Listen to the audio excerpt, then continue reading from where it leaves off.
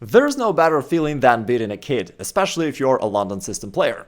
This attacking plan basically wins the game easily in 10 moves if your opponent plays King's Indian or the Pirc Defense any opening where they fianchetto their kingside bishop. Here's the problem if you're playing the London system. Usually it works really well against pretty much everything but not the King's Indian, because then let's imagine the typical outcome. So your opponent is trying to fianchetto their kingside bishop, you're setting up your typical London system stuff, and now we've got a problem. Now, here's the problem. Usually in the London system, they have their pawn on d5. I'll play it just to illustrate the point, right? And now you have this great diagonal for your bishop, you have this excellent square for your knight, and that is basically the essence of the London system. But let me take it back. Of course, in the King's Indian, they've got their pawn on d6. Now your bishop got stuck, can't move forward, your knight cannot jump here. Moreover, it is your opponent who is going to break open the center with this move pawn e5. And now you start facing all these troubles. Your bishop is hanging, this pawn is under pressure, maybe e4 is coming in some variations. Moreover, if you lightheartedly trade right here, then all of a sudden you lose one of your bishops straight out of the opening. Obviously, we need something different, and here is a simple but very effective plan. By the way, if you're new to the channel, I'm Grandmaster Igor Smirnov, helping you to achieve a chess rating higher than your year of birth. So, against g6, you play knight to c3, getting ready to play e4 right on the next move. And I get it. Right now you may be thinking, Igor, knight c3 is not even a London system. I'm supposed to put a pawn right there, and, I'm not a Jababa. I'm not in London. Why do you suggest me play this? Here's the deal. We're only going to play this right after your opponent played g6. Only against the King's Indian. Against everything else, you're welcome to keep playing the standard London system. So here, knight c3. They go bishop g7, and then you play e4, grabbing the center, and potentially getting ready to play e5 and to chase away this knight from f6. Therefore, it's better for them to play pawn to d6. A little later, I'll show you what to do if they don't play this move. And then you play queen d2. Queen d2 pursues two main purposes. One is to put a battery along this diagonal so that down the line you're ready to play bishop h6 and trade off this main defender of their casting, because they're going to castle there. And secondly, you are ready to castle queenside, because now your plan is going to be to push this h-pawn forward, open up the h-file, and to checkmate their king. So, for example, if your opponent notices that we've got these opposite side castlings and he decides to launch his own queenside counterattack against your king, here is your plan in a nutshell. You're playing bishop h6 to trade off this bishop on g7. Now, if they ever trade right there, great for you. It's going to help you to bring your queen very close to the area of their king and will only strengthen your attack. If they don't take, let's say they play b5. Now, you got to be a little bit careful. Sometimes when they got this pawn on b5, what they want to do is to play b4, chasing away this knight from c3. And when there is no knight right there, they're free to capture this pawn because it won't be able to be defended by your own knight. Therefore, you gotta be careful. But there is a very simple remedy. You just play pawn f3. Again, very nice, very classical move for this whole setup.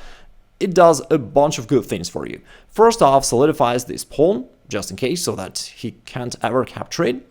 Secondly, it also takes away this square g4, meaning your opponent won't ever be able to bring their bishop or their knight to this square because of your pawn.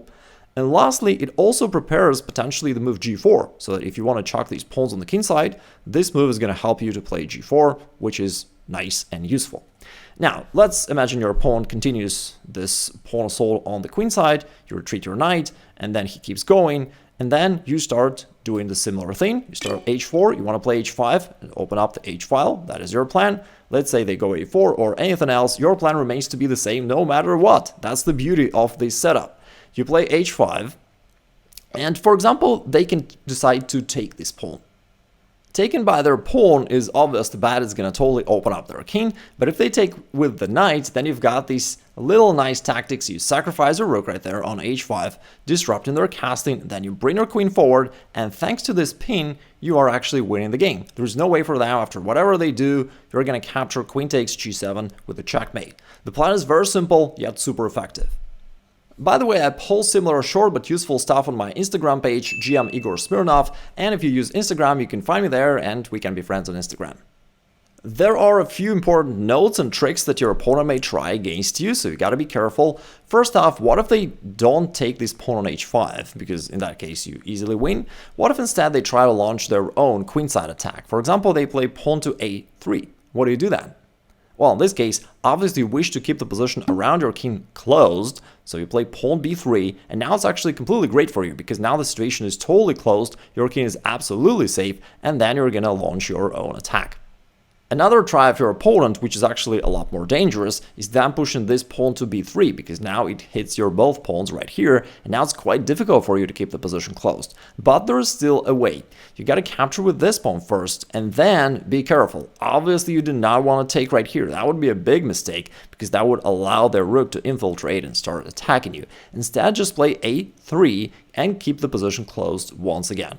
From there on, your king is totally safe. If you ever need to make it more secure, you can always step it outside of this semi-open file, but basically right now, your opponent has no threats at all anyways. Now, your opponent will do something here. Let's say they try c5 to open up the c file, or any other move, doesn't matter. Your plan remains to be the same. You take on g6 to open up this file for your rook. Now, they can capture with this pawn or that pawn. Strictly speaking, it doesn't matter too much. It's a little bit better for them to take with this one, because taking with the h pawn totally opens up this file. And now you just trade bishops. Now the king is totally exposed. You bring your queen forward with a check. Your queen is guarded by the rook, therefore it has to go back. And now queen h8 is just a checkmate. Which brings us to the next point. Your pawn will probably wish to recapture right here, not with the h pawn, but with the f pawn. Still, your attacking plan remains to be the same. You trade off the bishop, bring the queen right there with a check. The king has to go back somewhere to g8, h8, doesn't really matter. To h8, it's going to be even more vulnerable right here. And now, yes, you do not have a straightforward checkmate in one. You cannot capture this pawn because it is guarded. But there are many ways for you to continue your attack because you have this really strong pressure. The king is already quite exposed. So first off, you can just play e5. And that move wins the game.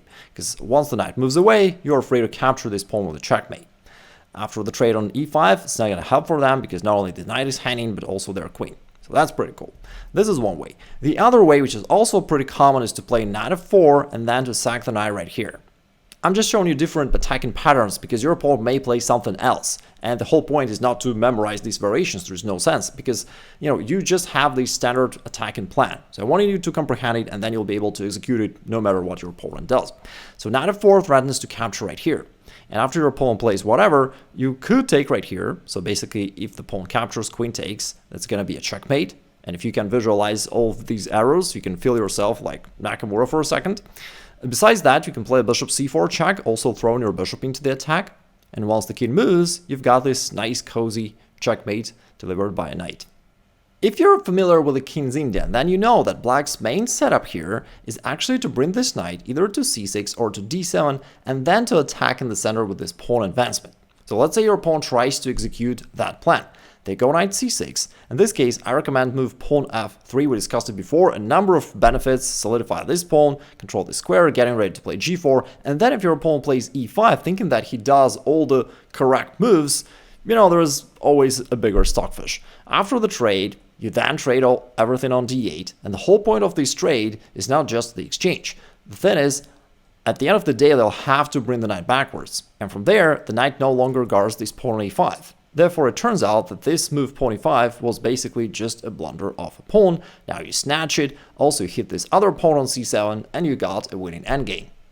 Another standard move that your opponent can play besides knight to c6 is knight to d7, and I believe it's actually the most played move in this position, hoping to play e5, and you say, here you go, you wanted e5, there it is. And now pawn e5, you're attacking this knight on e5.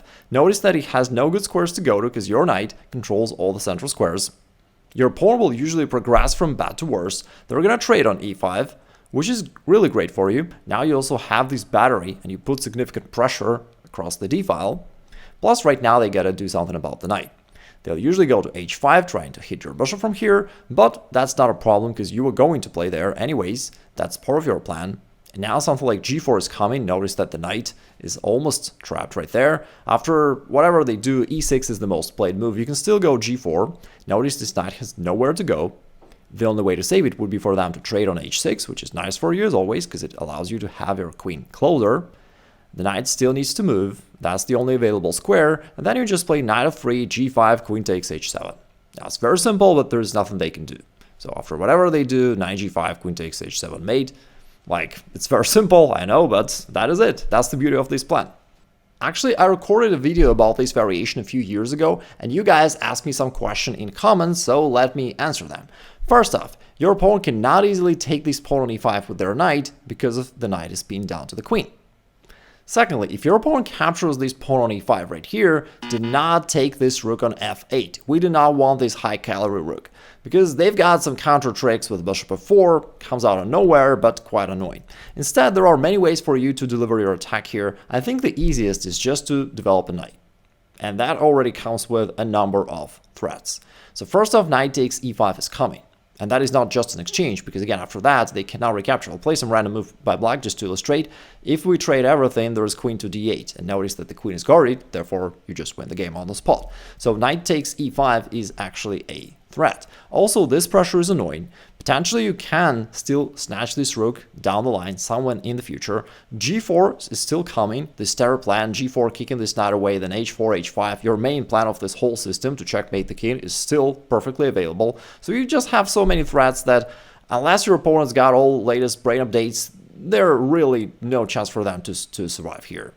It's also worth mentioning that at this point, right at the beginning, some of your opponents will castle right here, which is very productive, because they make two mistakes in just one move.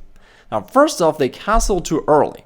As we have seen in this opening system, generally speaking, your attack on the king side is so smooth and quick that it's better for them not to castle early at all. But of course, it's quite advanced and most of your opponents are totally unaware of all this stuff.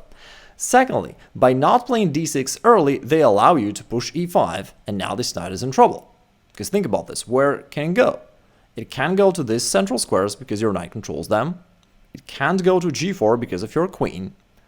So, what could they do? They could drop the knight backwards on e8, but in this case, I suppose that your opponent is a fan of Fischer random. Maybe they're going to do something like this. I don't know.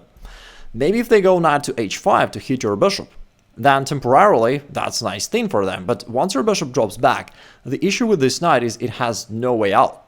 And after any move of your opponent, you can just play g4, and now this knight is already calling his therapist, like, I've been pushed around all the time, what do I do? But the answer is nothing. There's nothing you can do.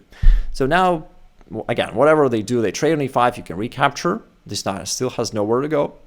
And then you finally are kind enough to capture it. Notice that not only you grabbed his knight, but also we are ready to open up his king. So we actually made two nice things with one pawn. And now, on next turns, after, whatever they do, again, doesn't really matter. You're going to play queen e2, castle queenside, still play knight f3, you're up a piece, you're opening up the kingside.